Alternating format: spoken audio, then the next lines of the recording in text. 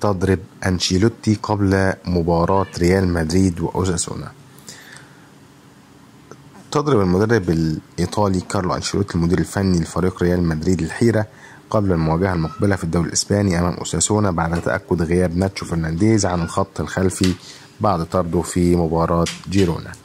وفي الوقت الذي سيغيب فيه ناتشو عن ريال مدريد محليا ما تزال الشكوك حول إمكانية تواجد النمساوي ديفيد ألابا في المباراة، علما بأن اللاعب خرج بشكل رسمي من قائمة الفريق الملكي لمواجهة نابولي الإيطالي في دوري أبطال أوروبا.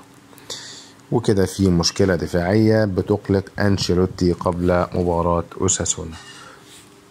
كده انتهى الفيديو بتاعنا. لو عجبكم الفيديو اشتركوا في القناة وفعلوا الجرس عشان توصل لكم كل فيديوهاتنا أول بأول.